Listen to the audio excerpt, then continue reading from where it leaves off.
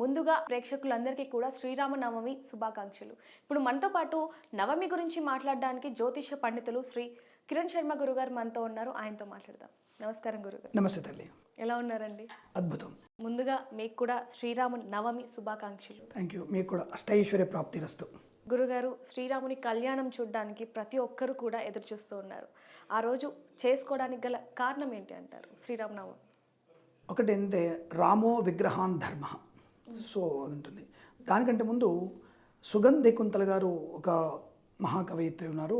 వారు ఒక పాడిన పాట మీకు వినిపిస్తాను ముందు. నేను అసలు దాంట్లో అర్థం తెలుస్తుంది మనకి. అంటే రాముడి యొక్క తత్వం ఏంటి అనేది ఒక వాక్యంలో అసలు చెప్పడానికి ఒక చిన్న వాక్యం పాడింది ఆవిడ. రామో విగ్రహాన్ ధర్మ అనేది ఇలా ఉంటుందనే దానికి సుగంధి కుంతల విశ్వేశు బోవర అని పాడుతున్న అమ్మవారు. అంటే రామం భజే మనస, సీతారామం భజే మనస. అమ్మవారు కూడా ఆదిపరాశక్తిగా మహాలక్ష్మి స్వరూపిణిగా ఉన్నటువంటి సీతమ్మవారు తన యొక్క అయోనిజగా తనకు తానుగా పుట్టి శ్రీరాముడి చేత కీర్తించబడినటువంటి మహాసాధ్వి.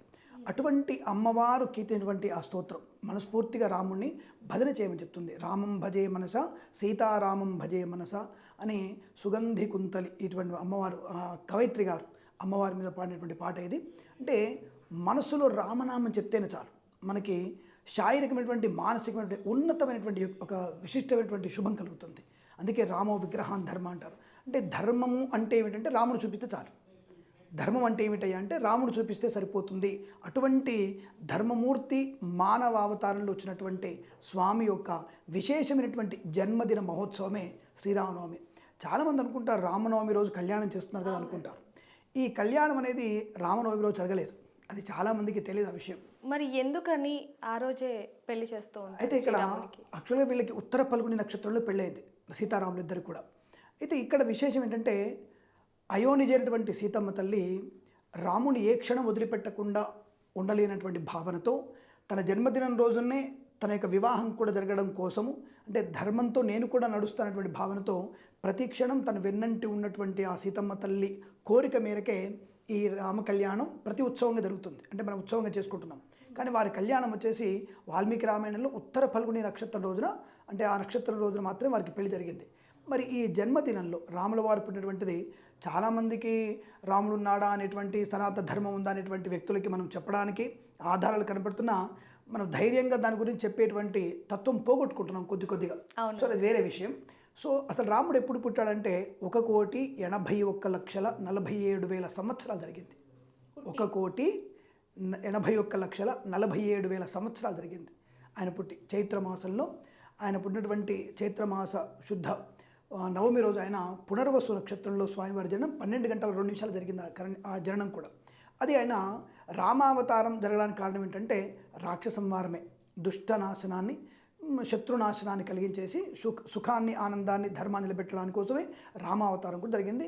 ఈ యొక్క యుగంలో మనకి రాముల వారితో పాటుగా మనం ఎలా నడవాలి, ఎలా నడిస్తే మనకి మంచిదనే విషయంలో రాముల వారి తత్వాన్ని అర్థం చేసుకుంటే శుభమయమైనటువంటి జీవనాన్ని పొందుకోవచ్చు.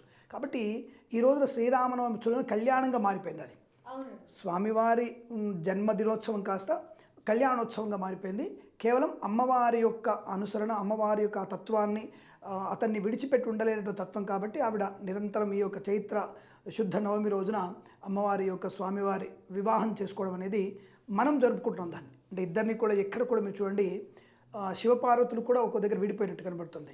మరి చాలామంది అంటారు రాముడు సీత కూడా విడిపోయారు కదా, గర్భవతిగా ఉన్నప్పుడు వెళ్ళగొట్టారు కదా, మరి రావణాసురుడు తీసుకెళ్ళిపోయాడు కదా అనేటువంటి విషయాలు కూడా ఉంటాయి. కానీ ఎప్పుడు కూడా సీతమ్మ వారిని అంటే తన యొక్క మనసులోంచి తొలగించలేదు ఎవరు కూడా. అందుకే మీకు వాల్మీకి రామాయణంలో సీతమ్మ వారిని వెతుకుతూ వెళ్తున్నప్పుడు ఒక చోట మీకు లక్ష్మణుడితో అంటాడు, ఈ విరవేదన కూడా నేను భరించలేకపోతున్నా అంటాడు. విరహ వేదన భరించలేకపోతున్నాను, నీ యొక్క వదిన యొక్క ఆలింగనాన్ని, అంటే తన యొక్క అంటే ఆలింగనం అంటే అక్కడ చెడు అర్థం కాదు, అక్కడ ఆవిడ యొక్క ఉచ్ఛ్వాస నిశ్వాసాలను నేను తీసుకోలేకపోతున్నాను, ఇంకా నేను బ్రతికుండడం ఎందుకు అంటాడు ఆయన. అసలు నేను బ్రతికుండడం ఎందుకని చెప్పి లక్ష్మణుడితో వాపోతుంటాడు ఎక్కడ సుగ్రీవుడిని కలిసేటువంటి ముందు. అందుకే వాల్మీకి రామాయణాన్ని బాగా చదవాలి మనం. చదివితే మనకు ఆ యొక్క రాముడి తత్వం అర్థమవుతుంది మనకి. సో చాలామందికి ఇప్పుడు సోషల్ మీడియాలో వచ్చిన తర్వాత ఏదో మనం 4 విషయాలు చెప్పాం, విన్నారు, ఓహో రాముడు ఇలా పుట్టాడా, 1,80,00,000 అయిందా, ఓకే రైట్లే అని విని వదిలేస్తున్నారు తప్ప వాల్మీకి రామాయణంలో మనం ఆ స్వామి వారి తత్వాన్ని కనుక మనం తెలుసుకున్నట్టయితే ఎలా మనం బ్రతకాలి, ఎలా ఉండాలి, భ్రాతృస్థానం ఏంటి, భార్య స్థానం ఏంటి, మిత్రుడు ఏమిటి, అలాగే తల్లిదండ్రులు ఏమిటి, రాముని చూసి ఏ విధంగా ఉండాలి అనేది కూడా నేర్చుకోవచ్చు. అసలు ప్రతి విషయంలో మిత్రునితో కలిసి రాక్షసుడైనటువంటి విభీషణుడిని తన హక్కును చేర్చుకున్నాడు. రాక్షసుడైనటువంటి విభీషణుడిని తను మార్చుకొని తన వైపు తిప్పుకున్నటువంటి మహాశక్తిమంతుడు ఆయన, అది కూడా ప్రేమతత్వంతోనే. అందుకనే ప్రేమమేడు అన్నాడు ఆయన్ని. అంతే, ప్రేమ కరుణాసాగరుడు అన్నటువంటి. అందుకే ఆయన పేరు పురుషోత్తముడు అంటే అదే అర్థం. అంటే ఎక్కడ కూడా ఎవరికి ఎలా కావాలో అలానే అతన్ని మనం మోడిఫికేషన్ చేసుకొని ఆయన స్వీకరించవచ్చు. అటువంటి బాలరామాయణంలో మన జరిగినటువంటి బాల ప్రతిష్ఠ జరిగిందంటారు, బాలరాముడు ప్రతిష్ఠ జరిగిందంటారు జనవరి 12వ తేదీన.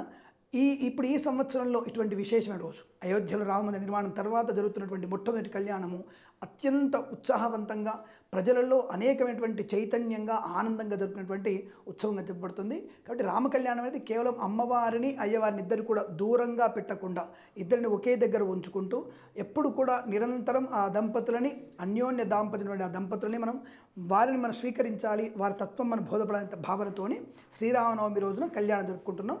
అది కూడా మధ్యాహ్న సమయంలో. అది కూడా ఎప్పటి నుంచి ప్రారంభమైందంటే మనకి ఆంధ్రప్రదేశ్లో ఒంటిమిట్ట రామాలయం విశేషమైనటువంటి శక్తి. నిజంగా చాలామందికి విషయం తెలియదు. ఒంటిమిట్ట రామాలయంలో ఉన్నటువంటి శక్తి చాలా పెద్దది. ఆ తర్వాత మనకి దక్షిణ భారతంలో ఉన్నటువంటి విశేషమైన గుడి మనకి అయోధ్య రామాలయం తర్వాత భద్రాచల రామాలయం. ఈ రెండు కూడా మన దక్షిణ భారతదేశంలో ఉండడం, అవి రెండు కూడా తెలుగు రాష్ట్రాలు ఉండడం నిజంగా మనకి అదృష్టవంతులు అని చెప్తాను నేను. ఒక్కసారైనా సరే జన్మలో ఆ కళ్యాణ మహోత్సవం భద్రాద్రిలో చూడాలి.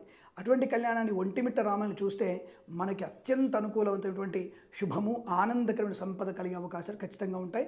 ఒక్కసారి జన్మలో ఒక్కసారైనా సరే ఒంటిమిట్ట రామాలయంలో, భద్రాద్రి రామాలయంలో ఒక్కసారి కళ్యాణం చూడండి, మీ జన్మ చరితార్థమవుతుంది, అందులో సందేహం లేదు. గురుగారు, కొన్ని ఆలయాల్లో శ్రీరాముని కళ్యాణం ఒక్కొక్క సాంప్రదాయంలో చేస్తూ ఉంటారు, ఎందుకంటారండి?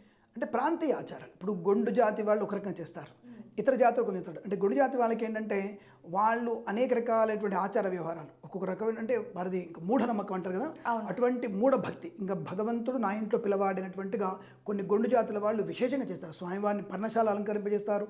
రాముణ్ణి, రామాయణ యుద్ధాన్ని కూడా వాళ్ళు అది ఒక ఘట్టంగా తయారు చేసి అప్పుడు గెలిచినట్టుగా వాళ్ళు అంటే దాన్ని క్రియేట్ చేసుకొని రాముడు గెలిచినట్టుగా తీసుకొచ్చి అయోధ్యకు వచ్చినట్టుగా భావించి అక్కడ స్వామివారికి ఊరేగింపు చేసి బ్రహ్మాండంగా 5 రోజులు ఉత్సవం చేస్తారు కొంతమంది, కొన్ని జాతుల వారు. అంటే కర్ణాటకలో ఒక రకమైనటువంటి ప్రాంతీయ ఆచారాలు ఎక్కువగా ఉంటాయి. ఆయా ప్రాంతీయ ఆచారాలను అనుసరించే కళ్యాణం జరిగేటువంటి చోటు ఉంది. అలాగే మరి ఉత్తర భారతంలోకి వెళ్తే మనంత క్రతువు వాళ్ళకు ఉండదు. జస్ట్ వాళ్ళకి టకటక పెళ్ళి అయిపోతుంది. రాములవారి పెళ్ళి ఒక అరగంట 40 నిమిషాలు చేస్తారు వాళ్ళు. కానీ ఇక్కడ మన దక్షిణ భారతదేశంలో చాలా తంతు ఉంటుంది. మనకి ఒక 5 రోజుల పండుగ మనకి. ఇప్పుడు మనకి ఆల్రెడీ భద్రాచలంలో ఈ స్వామివారి తలంబ్రాలు స్టార్ట్ అయిపోయినాయి.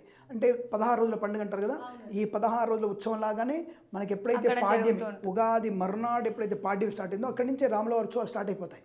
వసంత నవరాత్రులలో ఇది కూడా స్టార్ట్ అయిపోతుంది. కాబట్టి భద్రాచలంలో కానీ ఒంటిమిట్టలో కానీ ఆల్రెడీ కళ్యాణ సంబరాలు జరుగుతూనే ఉన్నాయి.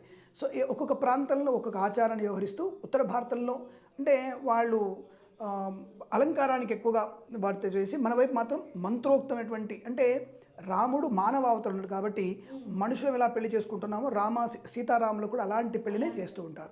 కాబట్టి ఒక్కొక్క ప్రాంతాలు ఒక్కొక్క ఆచారంగా చేసుకుంటారు. మన వైపున ఆభరణాలు, తాళిబొట్టు కట్టడం అవన్నీ కూడా ఉంటాయి. అదే మీకు ఉత్తర భారతంలో నల్లపూసలు అండ్ జీలకర్ర బెల్లం పెట్టరు వాళ్ళు. కొన్ని ప్రాంతాలు జీలకర్ర బెల్లం పెట్టరు. కానీ మన దగ్గర తప్పకుండా మనం ఎలా అయితే వివాహం చేసుకుంటున్నామో అలాంటి వివాహమే జరిగే అవకాశం. కాబట్టి ప్రాంతీయ ఆచార భేదం తప్ప కళ్యాణ ఘట్టం మాత్రం ఒకటే జరుగుతుంది.